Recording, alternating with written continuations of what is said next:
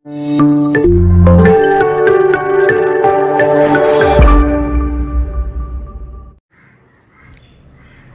everyone, Assalamu alaikum and welcome back to my channel.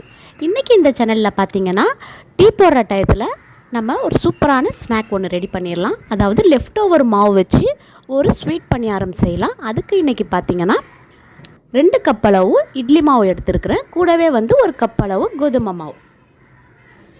இது வந்து நம்ம நல்லா கலந்து விட்டுக்கலாம். அதுக்கப்புறம் பாத்தீங்கன்னா இது வந்து வெல்லப்பாகும் இது கூட நம்ம சேர்த்துக்கலாம். நமக்கு எந்த அளவுக்கு ஸ்வீட் வேணுமோ அந்த அளவுக்கு நம்ம சேர்த்துக்கலாம். இன்றைக்கி பார்த்தீங்கன்னா நான் 1 கப் அளவு சேர்த்துருக்கேன்.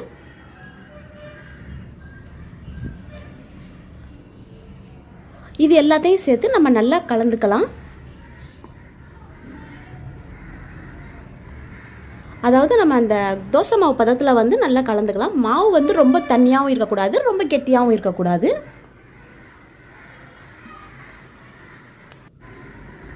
இந்த மாதிரி பதத்தில் இருந்தால் போதும் நமக்கு. இது மாதிரி குழிப்பணியார சட்டி இருந்தால் எடுத்துக்கோங்க.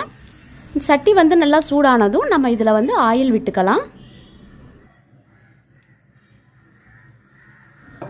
ஓகே, நெக்ஸ்ட்டு வந்து நம்ம கரைச்சி வச்சுருக்கிற மாவு வந்து எடுத்து இதில் ஒவ்வொரு குழிலையும் ஊற்றிக்கலாம். இதில் வந்து பார்த்திங்கன்னா ஃபுல்லாக ஊற்றாமல் நம்ம கரெக்டாக முக்கால் அளவுக்கு வர அளவுக்கு ஊற்றலாம்.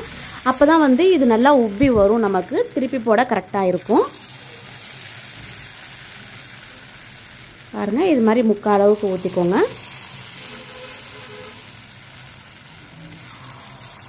இதுக்கு வந்து ஆயில் கொஞ்சம் ஜாஸ்தியாகவே சேர்த்துக்கோங்க.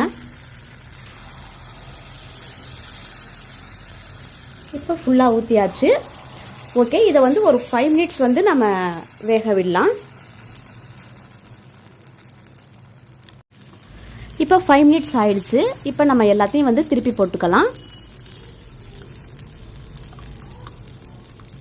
உங்கள்கிட்ட இது மாதிரி ஃபோர்க் இருந்தால் நீங்கள் அழகாக திருப்பி விட்டுக்கோங்க. ஃபோர்க் வச்சு தான் திருப்பணுன்ட்டு இல்லை, உங்களுக்கு எது வந்து கன்வீனியண்ட்டாக இருக்கோ அதால் நீங்கள் இது மாதிரி திருப்பி விட்டுக்கோங்க.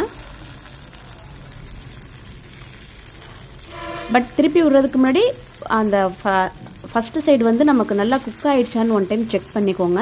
இல்லைனா அதிலே ஒட்டிக்கும், வராது.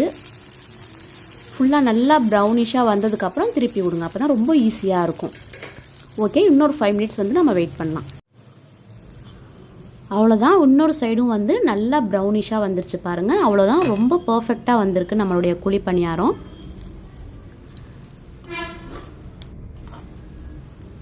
இப்போ எல்லாத்தையும் நம்ம எடுத்துடலாம். பாருங்கள், ஒவ்வொன்றும் எவ்வளோ பெருசாக வந்திருக்கு பாருங்கள். இது ரொம்ப ரொம்ப ஈஸி தான் ஃப்ரெண்ட்ஸ். உங்களுக்காக இன்னொரு டைம் நான் வந்து செஞ்சு காட்டுறேன் பாருங்கள். இது மாதிரி ஆயில் சேர்த்துக்கோங்க. ஆயில் வந்து நல்லா சூடானதுக்கப்புறம் நம்ம எல்லா குழிலையும் அந்த முக்கால் அளவுக்கு வந்து மாவு சேர்த்துக்கலாம்.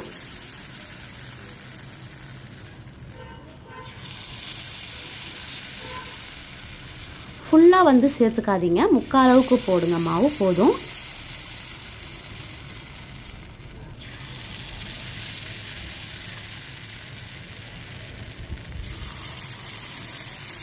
எல்லா குழிலையும் போட்டாச்சு.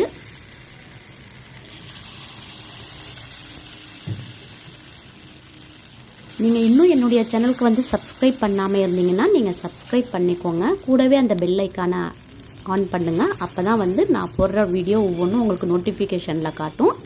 இப்போ 5 மினிட்ஸ்க்கு அப்புறம் இது மாதிரி திருப்பி விட்டுக்கோங்க.